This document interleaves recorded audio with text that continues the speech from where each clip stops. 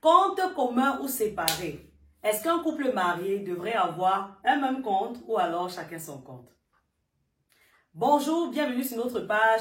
Moi, c'est Alexandra. Si tu arrives ici nouvellement, n'hésite pas à t'abonner, activer la cloche de notification, surtout pour toujours être informé de toutes nos vidéos. Sur notre page, on parle des couples mariés, en couple, mais plus sensiblement les couples mariés et avec les finances. Monsieur Tchomba. Bienvenue, soyez la bienvenue chez nous, chez vous. Et ici chez les Tchomba. Sentez-vous à l'aise, hein? Ce n'est pas... Sentez-vous chez vous. Sentez-vous chez vous. On est à la maison. Tout à fait. On s'installe et on essaye de voir comment on va mieux communiquer. Tout à fait. Moi, c'est Steve, comme elle a dit. Alexandra, c'est mon épouse. Et c'est avec plaisir que sur cette chaîne, on partage tout ce qui est dans le mariage. Recto verso. Oui, tel que c'est. On n'a pas de frein. Tout à fait. On parle de tout. Et surtout des finances. Surtout des finances, parce qu'il est question pour nous de s'émanciper dans ses finances, de grandir financièrement et d'atteindre une santé financière de fait. Pas seulement grandir, mais grandir en couple. Très important. Ok, aujourd'hui, il est question pour nous de parler de est-ce qu'il est bon, quels sont les pour, le contre. Est-ce qu'il est bon, je ne sais pas si je peux...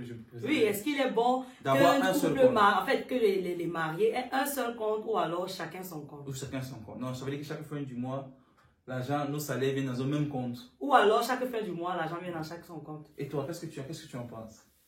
Non, gars, chacun son compte, non. Chacun son compte, ici. Chacun son compte. Toi, tu vois comment? Oui. Chacun son compte. Moi, plus sérieusement, honnêtement, je pense qu'avoir un compte ensemble, j'aurais tellement de points négatifs à donner s'il fallait que je donne les points négatifs d'un compte courant. On appelle ça compte courant, donc quand on utilise tout le temps ensemble. Un compte d'épargne ensemble, c'est autre chose. Mais un compte courant ensemble, moi vraiment, je suis contre. Mais tu es contre, alors qu'on parle du postulat d'être uni dans les finances. Pourquoi tu serais contre? Ça n'empêche pas d'être uni dans les finances pour moi. Okay. Parce que je me dis que tu sais combien je gagne. Tu sais ce que je fais. Tu sais en gros ce que je fais de mon argent. Tout à fait. Mais le fait que, moi je pense que ça tue l'amour. Chaque 5 francs. Chaque 5 francs est contrôlé. Je vais dire, je peux vouloir te faire un cadeau. Je peux vouloir t'amener en vacances quelque part. Et puis là, nous avons une même carte. Quand bien même c'est mon argent que j'utilise, moi je ne trouve pas que... Je trouve pas ça beau en fait. Je ne trouve pas que ça ait un petit côté subtil. Je peux pouvoir, je peux avoir envie de m'offrir certaines petites folies que je peux me permettre en fait dans mon petit argent que j'ai, que tu ne comprendras peut-être pas. Je peux, en fait, pour moi, je pense que le compte commun courant, c'est compliqué. C'est compliqué. Non, moi également je suis d'avis. C'est vrai que je te titille un peu. Je suis d'avis. Je pense que moi je suis d'avis qu'il faut avoir cette liberté. Tu vois, oui. Cette liberté de venir t'unir avec ton époux ou ton épouse par rapport à tes finances. Dès lors que ça devient forcé, j'allais dire que souvent, dès que ça devient forcé, il y a un problème. Il y a un problème. Ouais. Et honnêtement, depuis un certain temps, quand même, sans te couper la parole, chérie, on parle beaucoup de vidéos de finances. Allez sur notre page TikTok, les Tchomba. Là-bas, vous allez voir une série de vidéos et vous allez comprendre ce qu'on est en train de dire maintenant. Parce que nous, on parle du postulat que même si vous êtes unis dans les finances, chacun a un petit jargon secret d'argent. Pas secret, c'est trop fort. Il a un petit argent qu'il peut, je sais pas, faire ses petites folies avec quand elles sont petites, sans forcément... expliquer, je sais pas si tu comprends un peu, je peux peut-être vouloir m'acheter une chaussure, ça entre toujours dans notre jargon financier. Je n'ai pas besoin de me dire que je me suis prise une chaussure. Mais par contre, si à chaque fois, chaque sortie, si je vais m'acheter le pain en route, tu vois, moi je trouve que c'est un tue l'amour. En fait, c'est mon point de vue. En tout cas, moi également, ce que je pense, c'est qu'il faudrait avoir chacun vos comptes.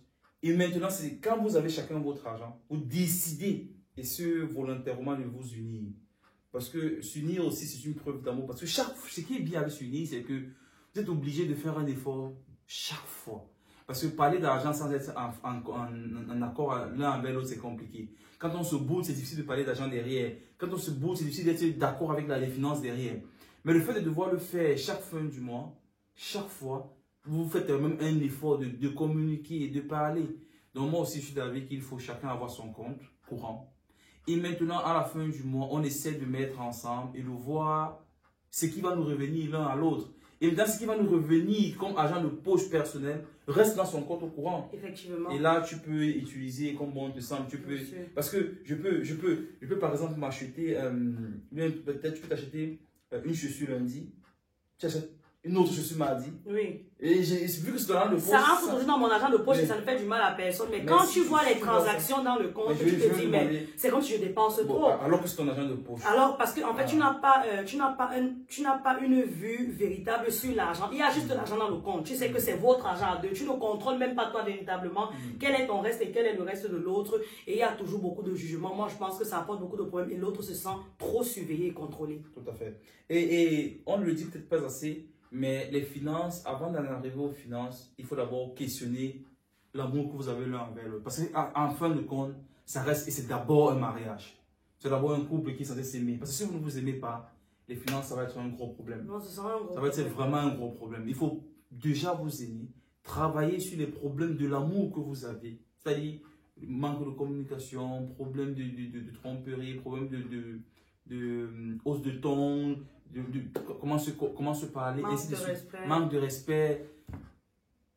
C'est bien d'en parler tout le temps. Ce n'est que comme ça que derrière les finances vont suivre. Parce que si les finances ne suivent pas, si le préalable ne suit pas, ne vient pas, les finances seront compliquées derrière. Ça sera très compliqué. Pourtant, pourtant, le finance dans le couple est un énorme levier.